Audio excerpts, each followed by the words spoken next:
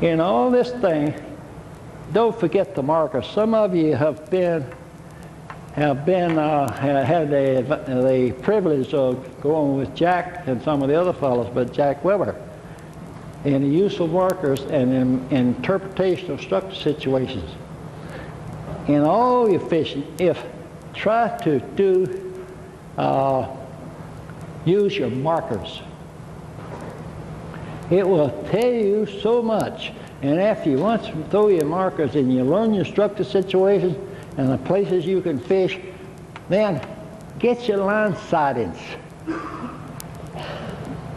Use more than one. Now you're going to have to live with the guys. If you throw one out, some jerk comes along and lifts it. So what you have to do is start hollering. I used to, way back before the bleeding heart stopped me, I used to carry a shotgun.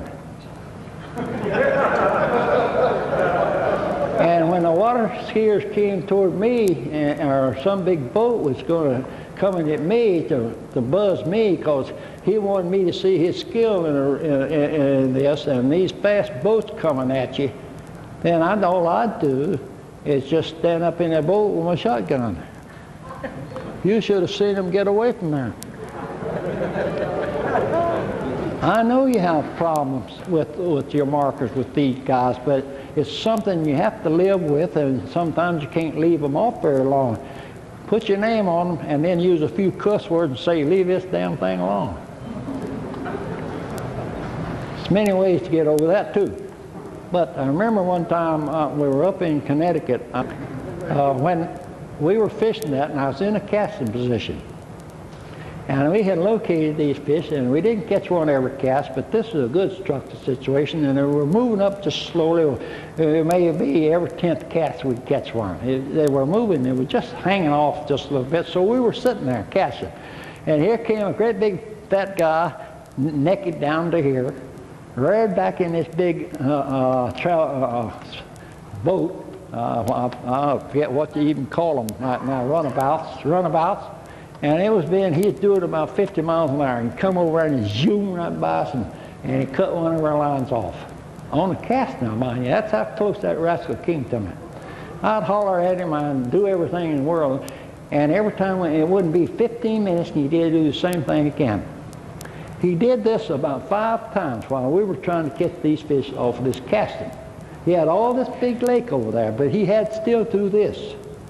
So I told my wife, I said, I don't know about that guy. Now, I'm not going to put up with this anymore. So I had a great big, what I call a SJ. Was a big leaded jig with a hook, about a number of great hook. That hook was that big. And I put that on my casting rod.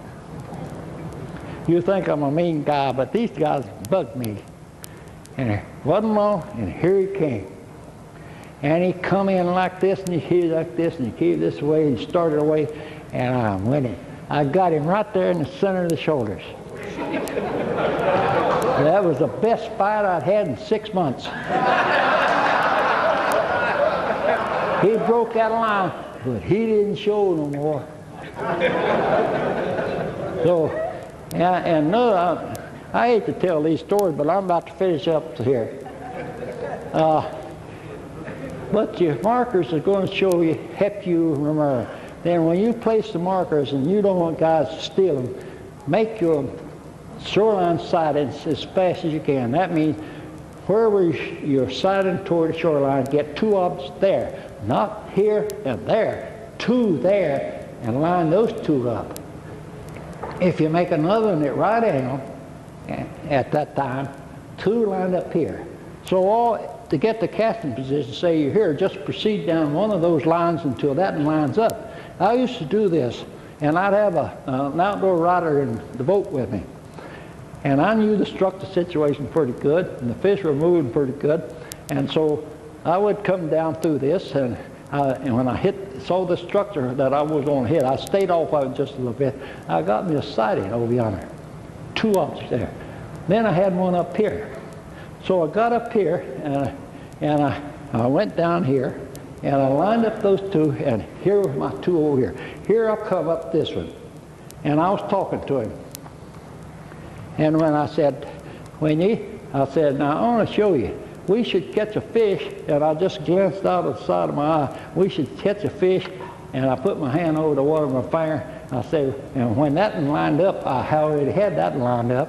I was going up it, but just as that one came up in line, I said, you ought to catch one right here. And I made a hole in the water.